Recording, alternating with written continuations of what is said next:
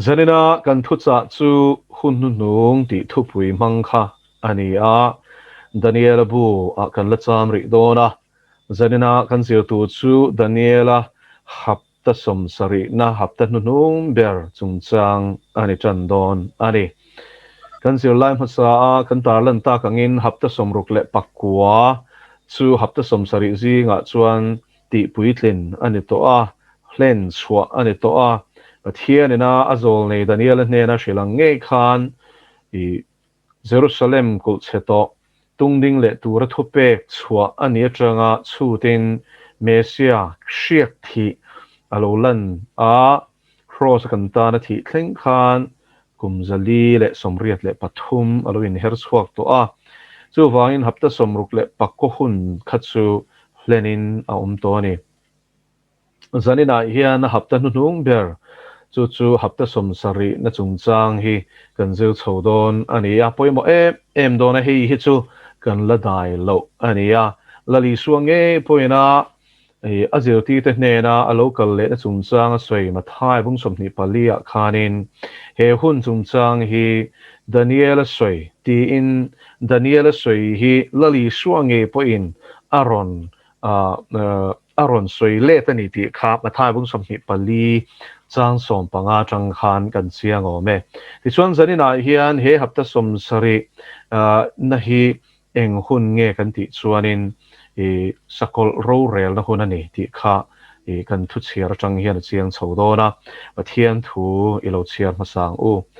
Daniela Bung kwa chang som ni le paruk le chang som ni pasari Daniela Bung kwa chang som ni paruk le chang som ni pasari tin hapta som ruk le pahni nuwa chuan riak thia chu ti bo anianga engma anei to lowang tin lal local turami te chuan khopui le mun thiang hlim chu an ti chiang atop na chu tuilian nen anianga atop na thleng poinin do na a omang chiat na te chu a in ruat sa ani tin hapta khat atan mitam taknena thutlung nget tak asia manga hapta chan vea chuan in thoi na tele thil hlan te atibangang tin ti triau tu chu ten omna thla chunga chuangin a lo kalanga top na lo thleng ngei tura ruat sa thleng chuan thin urna chu ti triau tu chunga chuan le buak aniang ati a Pathianah na thu thiang hlim kan sia tak te kan zatan malmin som sakro se ti chuan helai hian lali so Krista ati hi shiak thi ati hi lali so Krista ni a Krista chu Greek chong ani a ti chuan Hebrai chong chuanin Mesia ani a zia chu shiak thi ani helai mi zo chonga shiak thi an ti hi Hebrai Bible in chia chuan Mesia ti nani ti chuan helai hian kan mu chu hapta somruk le pahni nuwa chuan riak thia chu ti bo anianga engma anei to lowang tin la local turami te chuan khopui le mun thiang hlim chu an ti chia ang atop na chu tuilian nen anianga atop na thleng poinin do na a omang chiat na te chu a in ruat sa ani chiat na te chu a in ruat sa ani he khun nununga chiat na lo thleng tur hi Pathianah ruat sa ani achan chu lali suan hena zirti ten tu naim ni Lalpa'n Israel te hena chon rami pek don tia tia ko te thil ti bung khat kan chiara zo nan zo khan lali suan pa ira ma thu hun ruat chu Nangni lo hriat tur ani love ati ni helai hun ruat tu chu pa Pathianah ni ti hi chiang takin lo hria ila he chiat na lo thleng tur poi Pathianah in a ruat ani ti hi zelina hian i chiang ang u chu vain lalpa thu chuak chu thil ti nei lovin an hena kir ngai lo ti isai bung som nga panga chang som le som pakhat na soyang khanin Pathianah atanga chuak to chu sut le theih ani to lovani ti chuan Lalpa'n he hapta som sari na lo thleng tur hi arwat lok to wangin he hapta som sari na hi kan du ma du lo mo kan in pe mo pe lo mo a thleng tho don ma se Pathianah hun ruata ani ti chuan hapta khat atan mitam takne na thutlung het tak asia manga tuin mo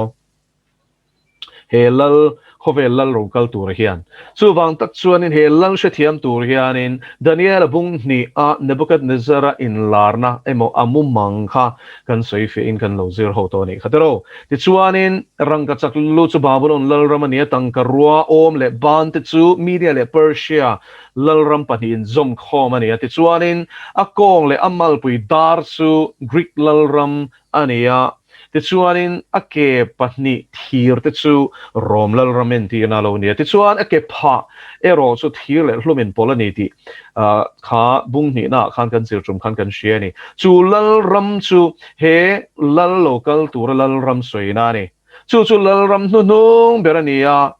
I setana tir ko sakol antichrist kan ti le zol nei der mitchni anom don ni he lal rama hian chu Christa do dal tu chu antichrist emo sakol ti te pon lo soya ti cheu tu ten tin heta hian soya la li suang e point chu tong kam nge chu Daniel lo mana kha mathai bung som ni pali chan som panga khana ron mangani ti chuanin zol nei der ti hi om le boka chu thupuan bung som le pakwa te tin thupuan bung som pathuma te kan moni chu I nge zol nei der chu tunge ani don ti po hi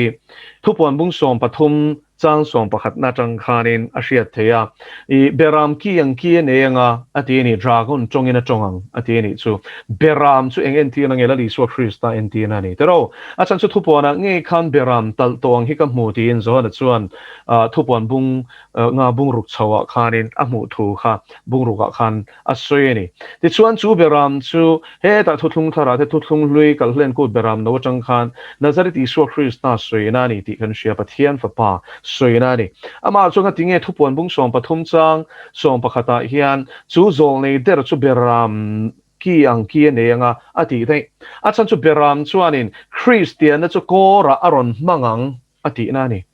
chu lo chiam photang u he zol nei der hi sa khodang shroi tu ni don lova Christian shroi tu nge ani don ni chu denomination lian ber Catholicism atangaron suak turani Roman Catholicism atangaron suak turani ti chuan kipatni chuan nge ki chuan entir ki chuan Bible kan en chuanin thunei na authority a entirani chu thunei na chu khoi tanga mu nge thupuan bung som pathum tir lam kan en chuanin setan chuanin chung sakol pani te nera chuan a thunei na alal rap athil ti theina a pek tur thu kan moni alal thut thlenga a thut ti donani chu relo te tan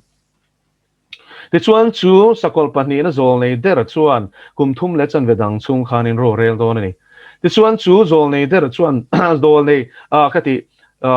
sakol masazok an puin lim asia manga chu milim chu khovela mishing om zawng so in chibain buk turani tin thu pe donani chibai buk du lo chu milim so na beanga that don ti te kan moni chu enge chu ni theyang chung zani na hianin kan ngai to ho tur chu ani don ta ni chu ti chuanin I sakol hi panni an omani mo he khun he hapta som sari na kum sari ti na ni chu hapta som sari na chu hapta khat ti na ni a som sari na kha somruk pakwa chu kin to ani mo hlen chhuat to ani a hapta som sari na hi kan boi pui ber tur le hun hunung ta na kan zir ta na poi mo ber chu ani ta a ti chuan thir anga chakna ne ngani ma soin thir le hlumain pol thelo ngin chu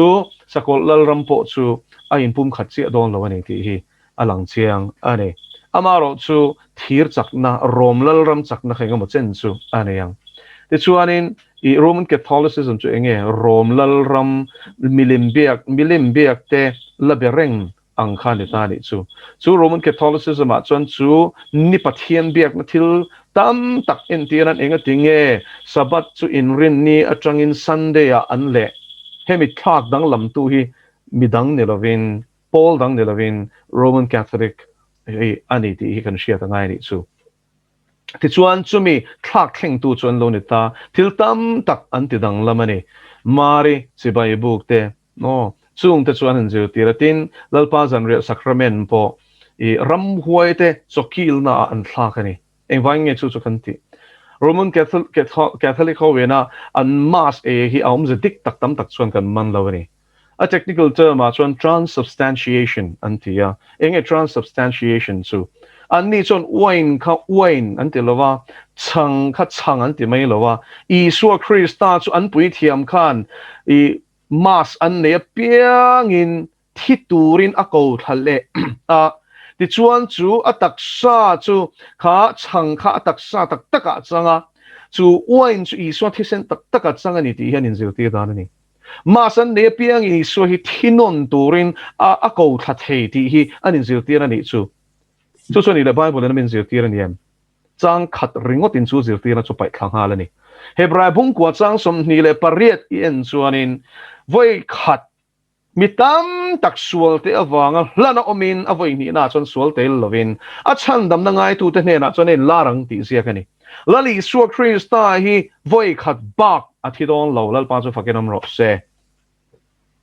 chu hebrai le khathon is here phe chon aron soi fiale zuale ni bung sari chho khalo en labung kwa thlengin lo zir chiang che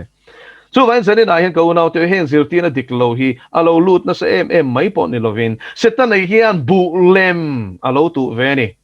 ti chuan ko shan dik tak chu chung hul lai po chuanin a shane na oma chung te chuan pathian thu zir tina dik tak hi an lakal pui zela amaro chu langsar pol an nilo mai ni ti chuan khovel ne in mil khovel thil ne na sa taka in cho choroi mai pon ni lovin milen biak na le ram hoi te zir tina la lut tu roman catholic ko shan chuan christian ti label kha alo pudar ta a mi te chuan christian ti reng in chu pol chu an lo enzel ta ni chu poi em mai chu christa ko shan dik tak mel via tu alo ni ta ni ma se chu tiang Lalpa'n om reng chu phal lo ti chuan kan shia tangin Middle Ages kan kumsa khat zanga area khanin Martin Luther Roman Catholic monk ngei German ani ama chu Pathianah na ko chuak ta tlap me ni chu mi hwoisen ti to Lalpa'n chu mo a hwai takakal pui ngam chi a Lalpa'n thur chuak na maya chuan ko shan mo kha Roman Catholic ko shan khan chandam nan pe thei lawa member ni ringot kha chandam nan ni lawa rin na wang khongai na chandam kan ne kan rin na chu Isua Christani lali Isua Christa ring tu tan lo chuan chandam nam lo ti thutak chu aron e champion pui ta ni chu ti chuan Roman Catholic zirtina point som kwa panga chu 95 point thesis dia kan shiat lar ta ka chu Roman Catholic na mun pui nge chuanin ava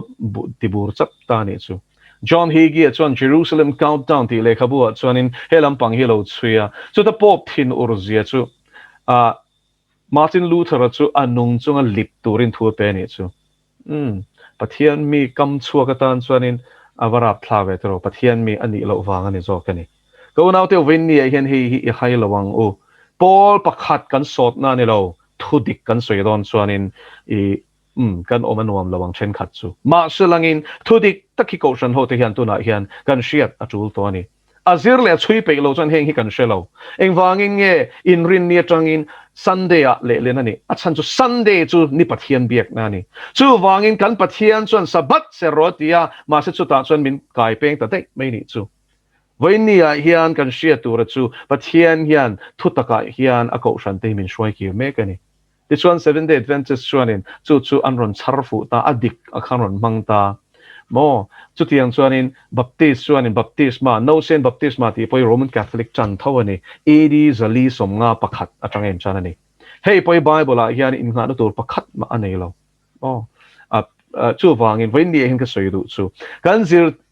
tir na tam takahi pathian thu ne na in mil lo hi tam to tu Paul sang sanga hian chu wangin back to the Bible pathian thu taka hian ho ikir leang o traditions mishing te thu ro chia ni lovin pathian thu a hian kan kir leang ai ni chu ni tu nu nga ko shan nu nga ta na Lalpa'n a hun ruat le a thil tu ma chu bu takle bu lem chu chen bu chozaro se ti tro Lalpa'n phalchi ma se tu hun nu nga chon mo a lem hi Lalpa'n phoi chuak to don a tak hi Lalpa'n ti thiang hlim thung don ani chu wang ka u naw o kan pol ti dan ani lo ti a khanin tang suang che pathian mangai tu tak chuan thu tak azong nga thu tak chuan boy abandon ani chu wang traditions dot by me mishing te na thu ro chia min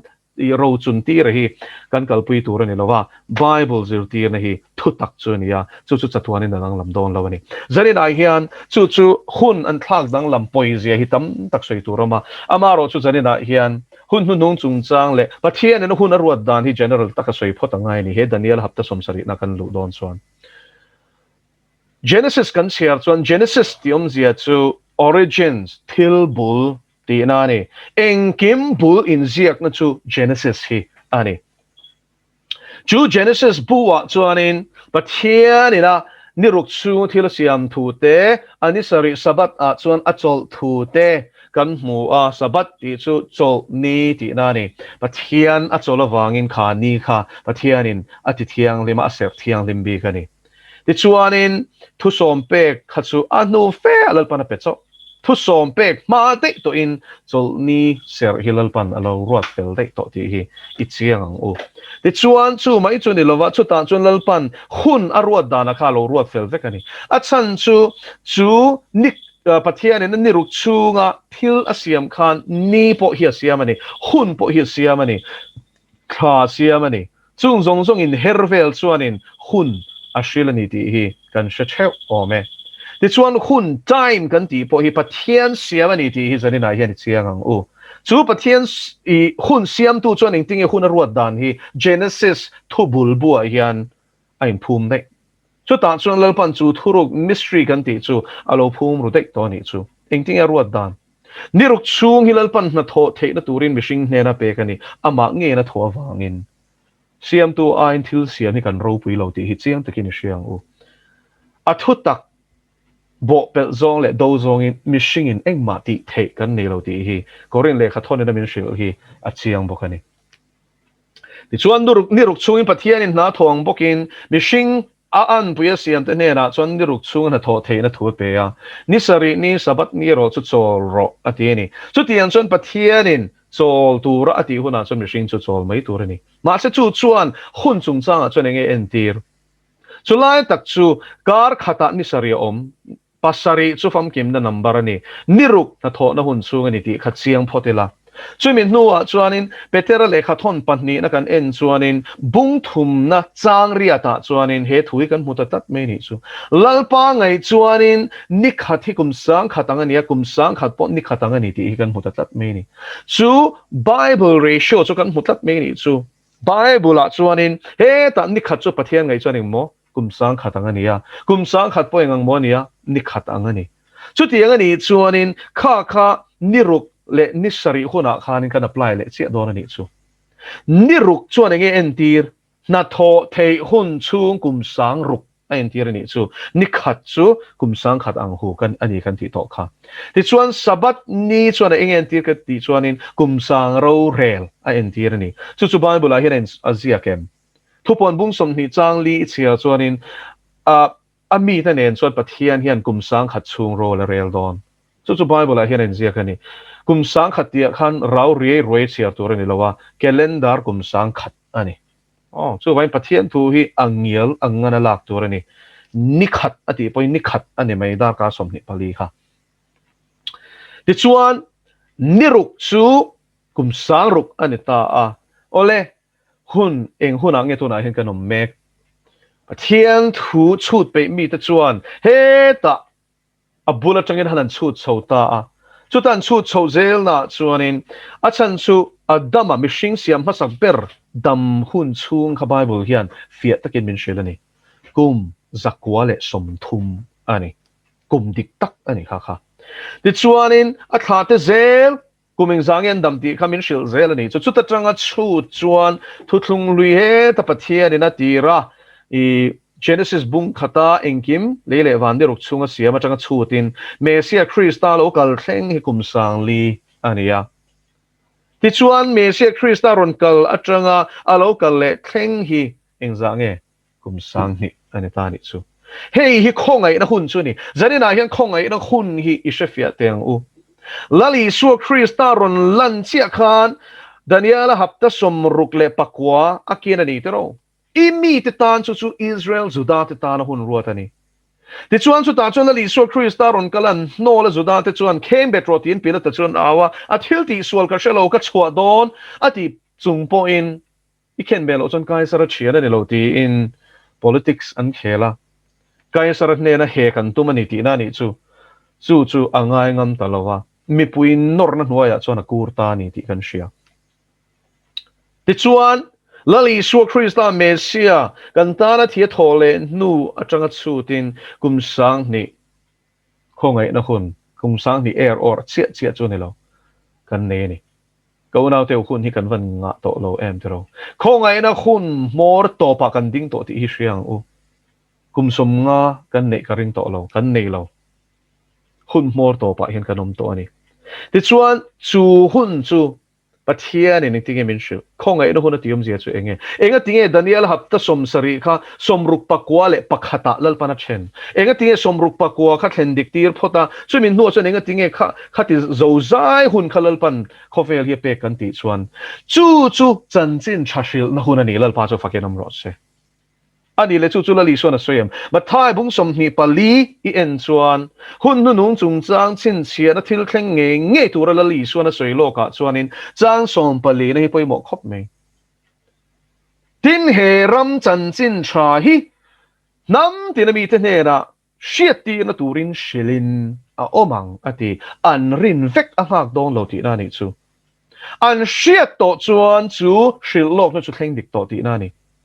chu wangin Pathianin kum sang ni hi ko shan te ne na chanchin shil the na tur ta na khongai na huna pek chu ni zentel te ne na chanchin shil na huna pek ani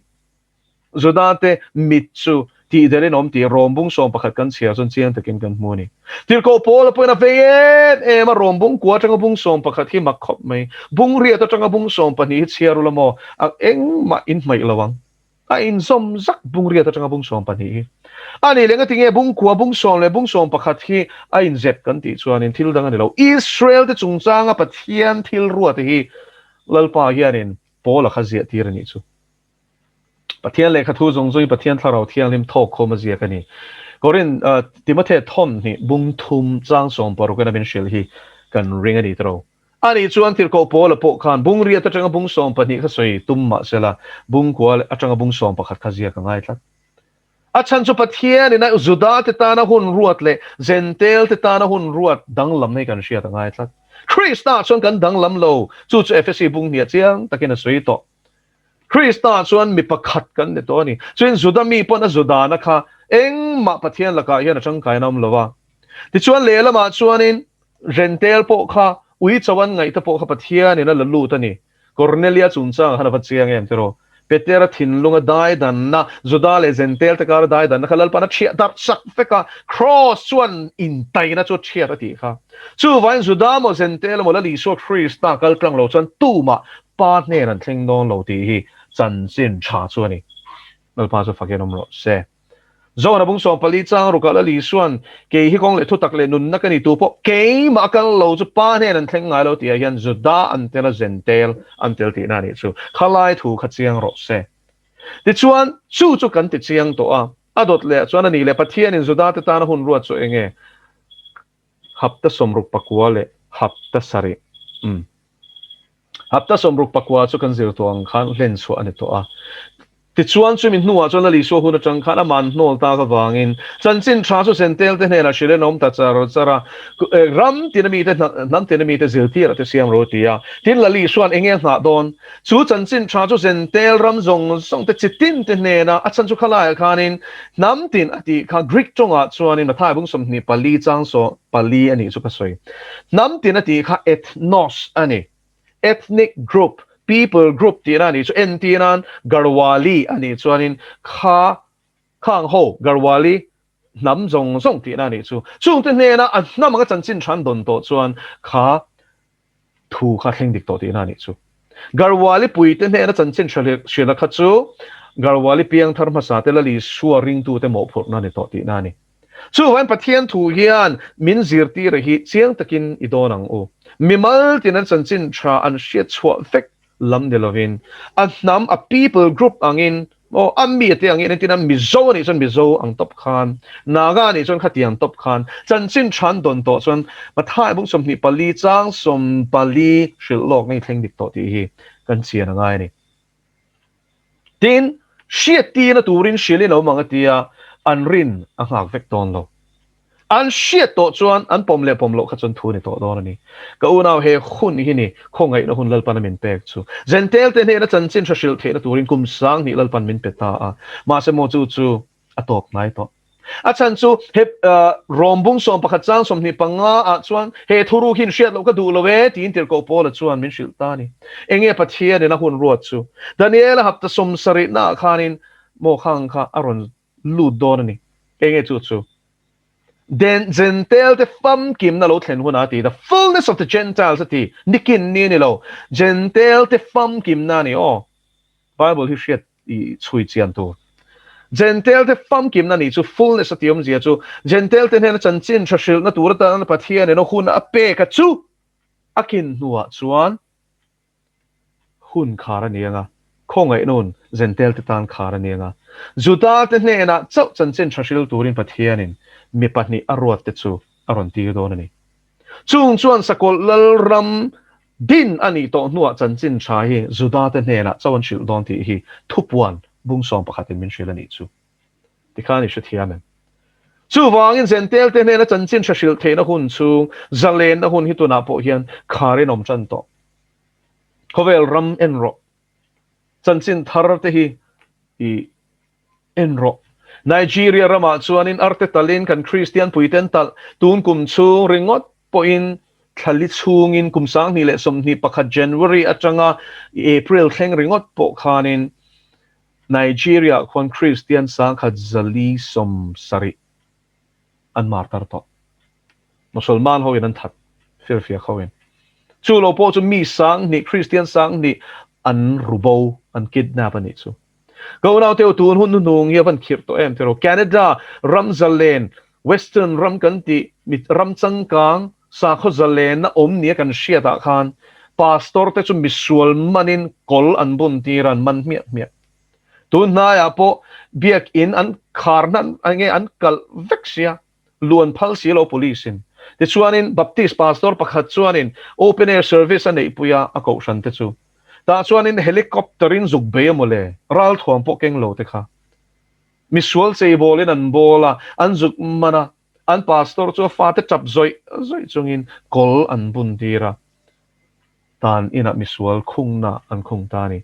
go now te khun hi a cheptel tenani chanchin thashil hi hartel tenani England rama chuanin pastor kum som sari ai upatoin tualla Bible kengin chanchin cha chanem ngai takin a shila police ina ron mana misual ang mai nan phi pay dor an nu paya putar ani na pastor ani na anza lo re go now te hun khir taka kanom mek chung chu ramchang kang ni kan shiat te ni tro civilized world an inti enge kha civilized vak na tro pakhat mam lo ani go now te win ni hian engwang e chung chu mishing taka thlir chi ni lo tharau lam thilani lali suwa chuan he hun chung chang hi ti hian min lo shil Johan abung kwa chang lia chuanin chuna ni lai mi ti tu na hi kan thok tur ni ti enge chun chu he kum sang ni zalen hun chanchin cha kan shil thei hun chu hi ni ngai teu zan lo thlen do ni chu mi huna chon tu man nan thok the lo ti chu enge zan chu Sakawlh Rorelna kum sari Daniel hapta som sari na hi ni Sakawlh in ro a rel chan to chuan chanchin thashil a thei to don lo ngoi i warma malo mo ka thu ni lo lali so na sei lo ma se chu ta chuan mo engting ya ni le chu tiang chuan khovela mishing zawng song te hi engting dar ka som ni palian vil thei don em mi I lo te mai theia an vil thei nan technology hi an bun mia zanina hian an technology man a hi lo she chiang ro pakhat na chuan in internet ani internet hi atira chuan sipai te manatan chawa siam ani thil pakhatin shia tu so mipui mimir ta na siam ani lo shim an nuwa mipui mimir ta na an ron nge hon tak na chana omani a chan chu internet a hianin ilu to thil I type reng hian I delete ani mai thei chu nang ma tan chawi delete in chirai lo delete ani pon mo a in delete tak lo a om reng to du chuan a retrieve le thei vek engkim hi chu internet system ani ti hi lo she thia mang che so in Facebook te social media te in lu ta in ribong bok an nu in chir na tur hi mo khongai takin post su a retrieve le thei vek nang mak hin nan pon a retrieve thei example tun na ya hey kan shianga environmental activist pakhat Greta Thunberg hin share Scandinavian ramami hi he nu hi hey po hi enge new world order ho na an Pathianah kan khovel sandam rawh min tiboral don antia engma khatiang climate lama hian chu tiang in boyom lo mo warm and cold cycles hi kan khovel hian akal tlang shim chu Pathianah arwat dan ani I khalai khanin nova hunlai tuile po khanin ngong na sa takin nei thei tia kha chuanin khami scientific argument kha chon kala lut ri lo mayanga zari na hin kan shia tur chu tiang chuan climate te hi enge borok in thlak thlengi machine kan tamlu tu ka wang ani machine chu an machine population ti hnia mangai kha in thu thia mem vaccine ringot ani lo climate po hi machine population ti hniam nan an chuan lam chu ni ma se China hi enta cheu tu na hian population control ti char te ro keng ru ber tu chu he ram hi ni one child policy kum tam takan kalpui tu na hian an boy chan a chan chu het amma sapiang te kha tar an lo ne ta thalai pakhatin tar emo chung ko member pasari a choma ngai ni chu a riplu to kan mo phur na hi thil mana lo to chho China hi tu na hian a boy chan to ni chu vain fa pathum tal nei tu te non ti chho le chan to ni khamo 3 child policy non ti na se tu nge nei theyang nei pokan nei du to lo an ti to ni tu na chuan a hau tak lu tu nge chom theyang education na ngai ti go now to chu ta chuan kan shia tur chu heng zong zu himel ma pa se ta ni hian khovel hi na se taka athun noi da na na a man ruani ti hi hriang u ti chuan tu na hianin technology tharlam ber abun so me kani entinan I phone ma te chuanin hi dial angai ta te ro khang khang da phot ta kha chueng ma min chui the na lamang thelo mei the ma selen chu ta po chuanin telephone na conversation te khan la record the tho ni chu hun lai po chuan ma se thela lo changkang tel tu na phei chuanin I mobile phone kha an tan chuanin surveillance device thalu to kani ole I mobile phone a khanin front camera oma mo chuanin selfie camera om bokem om vek to ni tro tu na phone changkang pa nga chuan khatiang lo kha chu tu man nei poi kan le du vak to loi chalai phei chuan eng chu mi om zia chu an en thak na man ruani NSA a thok reng to Edward Snowden a kha in shianga eng wangin ya ron tlan chwa tak enga tinge NSA khana thodu lo achan chu NSA khanin ama me pui te nge America khwale tuite citizen te kha a en tharuni chu kan na pui berati a to pa chona chele thashet na kana mol tatlata ka ti hlei thei to lo hi ka ti thei to lo tia a chuak tok a hlo thala tuk ma se hlo lamani lo mi pui te sarkar nge na hitia kan en thla hi adik lo ti in aron tlan setani chu pa ina soidana chuanin I mobile phone ka switch off mode ida line po in nangma survey nan mo en thak nan an mang reng thei an camera ikol reng ani chu ikal na piang e keng le nga la tro bathroom a ken lo na chan tu chu ti khani she thiam me in biak na zong song hi an chui thei vek chu mi mang chuan tin chu enge ak ain connect achan chu tower ne rain connect vek hitia entiran flight mode in da po hianin signal hi kal reng ti hi sia tur a kal reng a tower hi zonga ani na taka chuan phone hian hete hi ka om ti in tower ne ra signal a pe char mo so wain khami mang khan to na hian mi pui zong song te min chui the na turin chu technology chu mi pui mi mera hian aron da phota internet an bun nuani chung chu ti chuan chu mi mang chuan internet kan lo mang ta vek ta kan lo lut ta chu ta chang chuan kan mi zia ten zir zelani heng ti kan hriam Google hian mo mi pui data zong song entiran internet ai lut ta YouTube a example lo lut ta I thil en du zong yan chui vek I color du zong an share I thil en du zong an share enge yen tamber eng video nge me chwa tamber an shevek chung zong ti tu chuan artificial intelligence hi Google hian mang to chu mi Google en an man YouTube borvel an manang pe hi chu I weak artificial intelligence an tile ngalani strong pe chu aturu don khan ngai to teu tin zanin a hianin ka soi tam lo nga chan chu ke pon kala zil chiang lo ma se pastor Billy Crow na chuan I Skynet ang hi aum to Terminator film khain en toem I film en shot vak lo in ni chuanin lo en ve ze ula I Arnold chan na khati to me ta khan om zia pera chuanin computer thok nin khovel kha thunun to mo ti chuanin call mangin machine kha thunun to machine zo kha ra be na nom to ni chumi khovel atang chuanin Terminator khan on ti le chinani time travel te khan thei to ti vel khan ta ni to chu tiang Skynet atang in chan ni ti ra chuan mo so in Skynet ti chiat ten tum kha kan hrianga Terminator film a khan chu tiang Skynet engkim strong artificial intelligence manga US Army engkim mai nuclear ral thuam thlenga thupet theih artificial intelligence system chu an siam to ni ti hi in lo shevedon nia engkim a control vek chu mi siam chuak tu chuan US sarkar ngein Google hian bia ni chu ma sen technician te khan ngoro hi chu kan ti theilo mi pui te ti hlum theih na ani tlat chu vain kan thiam na he tiang tan kan mang theilo an tia chuan Microsoft an bia Microsoft in an tho du zo lo kha an thok zo ta ni chu ko na te Skynet an tiang chi te hi a om der to ke le nang mo he the technology men pe ui bo as 4G chak tu 5G ron thlenga movie download zung theng ti bak ngai to lo tan chuan tero chu ma selai ma psychology ani mi puite mitle nan pek chung chuan bong atal na turai shruai ni ti in shemia lova a choi pe ka chu i hmangai wanga motia alo duak ang chi hi kan mi pui tam zo ki chu har te ang Bible ni nga tinge zo hana le khaton pakhat na bung ni chang som panga changa som pasaria hian khove hi cha na chopena boral mek he mi cha na ti sa cha na te dam chung ro puina lemti khov pa changa chuanga ni lo ti na chan chu ti khan she thiam to em chung chak na bang chuan setan hian a salbet mek che Christian pornography addict in zange omang mo chung mang chuan setan hian nun eng zange nu panun eng zange mimal nun eng zange ati kholo tong chatuan shem hun chu soilo zanina hian kan har hi ngai to ni unaw te u Pathian tan in sep thiang the mangu technology mang mi asu ti lamani lo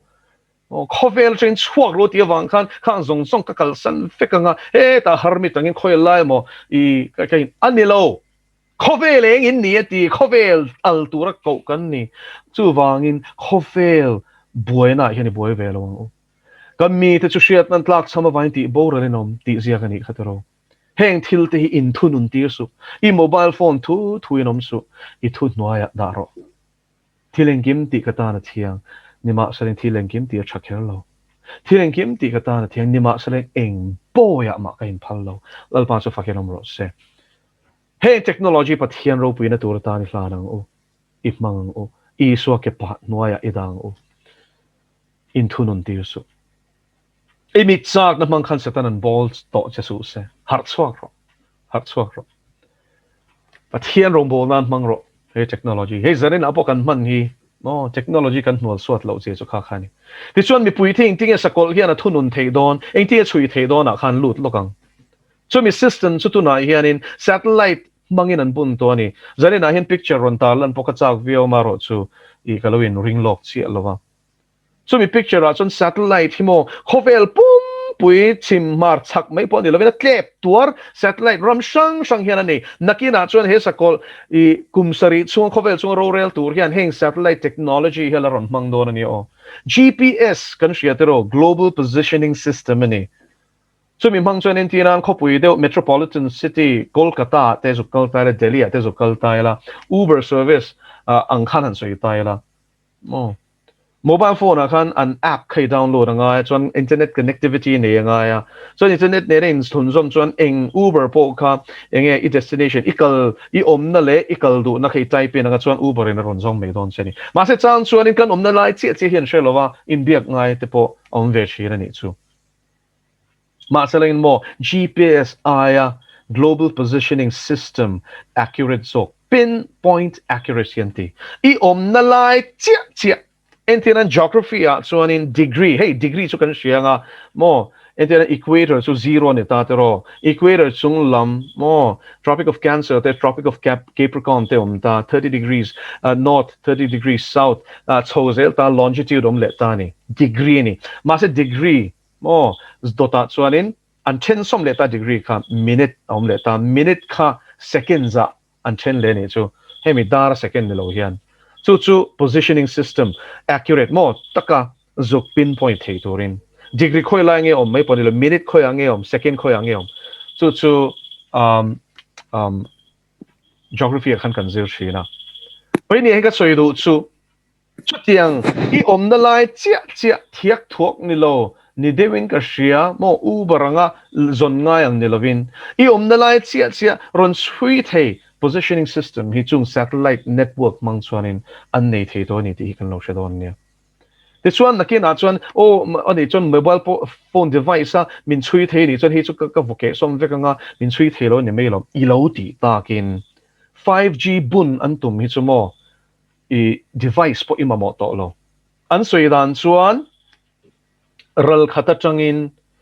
entinan North America a khanin I surgeon doctor mi zai thiamom ta sela Africa khanin lung zai sak ngayom ta sela America atang khan Africa mi kha real time in azai thei 5G chak dan tur chu chu ni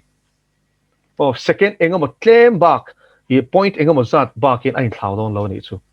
5G chak zia ni entinan tu na hin 1 2 3 4G chu kan share 4G chak lu tok ui movie poka du tokin ka en thei to ka download zar za thei ta ma se 5G nen chon mo 5G chu aled zai na chak chu share tu chu mien bun huna chon tower hi toy te ten jing de winan da nga khamia wanga radiation om ringot po kha mixing taksata na that lo dan tu chu ma se chu lo da thatai la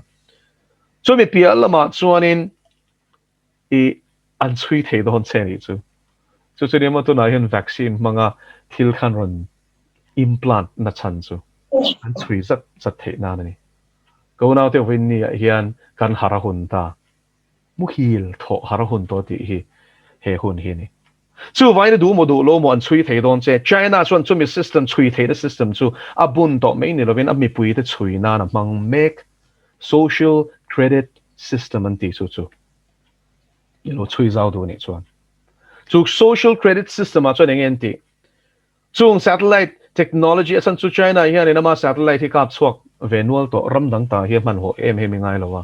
a ho sa thokhat ve a ti chuanin a mi pui 1.4 billion hi darka som ni paliavil top mo engen soya tungen biaka da ani na tring da zangen chua da zangen hona engen kim hi darka som ni pali an vil top mai ni communist sarkar soi chedeu lek khachu ma kan peniam chu social credit system ani chu mi mak peniama pesang tu an fakani chuanin ma kan pesang ta chung zong system bun tu le mak pe tu chu AI artificial intelligence computer thuak ni khang data zong engen soi khang zong kha he ta database a khanin an zuk thun vekta chu enge memory ang velani chu turulu tuk khang mi pui zo zai I thil soi zong thil ti zong I chu tur kha chuanin computer thak chak lu tuk khangai ta ni chu mi mang chuan tu na hian an chui me kani chuan intinan community sarkar kha chianten era in biak na khan intinan weibo khan emo enge khota an man chia kha shelo chu mi a chuan lo beta sela an chui thei vek anga chu ta tang chuan AI khanin I mark up is niam don ani chuan soi chia ni chuan ani len mark chu niam ta sela enge an nitin khosak na khana poina train ticket vale tum ta sela rang taka bullet train an ti hi service lawm ta sela chu po chu a leina tur nei ma sela train muang chi bak a le ticket a le thei dong lo ni chu engwangin mo communist sarkar fak lo wangin chu tiang chuan communist sarkar soi sel lek khachu an shem khal ze ni mi pui hian mo communist sarkar noi om hi nuam ti reng lo mai pon an chep an ning top ma se tilet ngam lovin asia mek tu na hian chu Sakawlh lalram tem lok nani China ram hi lozir chiang ro ti chuan adang le chu ani le mishing hi real time in min chui tak thei do mi I war lu tuk lo mo min ti takin ma ni loka NTD USA changa news agency na ataka thil theng ron tarlan pakhata chuan China in focus ti segment in neita YouTube a hian ala om renga an la thavek lawan video hi chuan delete fawa san chu YouTube po hi Sakawlh ta thawani tu na hian share tu chu lo shave me ro ti khan Google te Microsoft te heng hian atavek ani chuan chu ta chuanin aron tarla na chuan NTD non tarla na chuan China rama khan intinan tangwal pakhatom ta ni ataka thil thlenga ri chu thon thu ni lo chuan police khanin a phone a khanin an call ta ni chu ari ral ma selangin police te chu an thiam vek China chuan police na ko to china chuanin a 10 page on bowlen mi zerani station an ko to hi chuan khatia ani awang khanin ani hlau thong khanin a mobile phone kha switch off thaka chuan public transport public bus a khanin mo city bus a khana chuang ta ni chu ma se a bullet thu tlangwal a mail shit po ni lo shit ngai mi lo phone a khan chu pa chu police on call le mi chu ti khop chon thil hian chui thei chu ka una vein ni hian engting ani la chan chin cha chu he ta kholai shil lai engting an man theng che an man thei dan chu khan issue thiam to mai tin CCTV mun te na hen thing tlang kil khor per thleng point a viral setelin an bun to bokani satellite ba kha hian an mobile ba kha chung chu ni so in vein ni hian kan share tur chu tun hi chan nam na ni tun hi chan chin thashil hun ani kauna te hun nung kan soi wang hianin I Sakawlh ringot kha kan lo boy pu ani lo khongai na hun hilal pan min la pe ni ma se hun hi kan nga to lo tu na po hian chep to je hin share ti tro lockdown an ti kan in khom min khap sak mo ma se langin bazar chon khat chuang lo makin tiam heng ti don ve tur ania mo supermarket akal chuan khap chuang lo re ma se langin enge in khom chu khapangai tlak ni khataro lockdown ma sa te khan chu tiang chuan ega tinge mo tumbik an nei he ta tu thu pek nge ti kha kan share ta ngai chu wangin kan in khom te por ma se langin hei Lalpa'n technology min pe kan mang changkai mek chu ni hi tin pathian ro puinan kan mang changkai zel bokang amaro chu hun hi chep to ni ti hi ero isyang u ole Daniel hapta som sari na hi kan dai nai to ma se chung ma a chu mi thlen ma chu min chan ma thil thleng tu chu pathian remati chuan kan zir lai le peka kan la zir hodon nia zanin ta na kan soi thei chu khati chin khani a Lalpa'n thu kan soi te kan za tan man min som sak ro se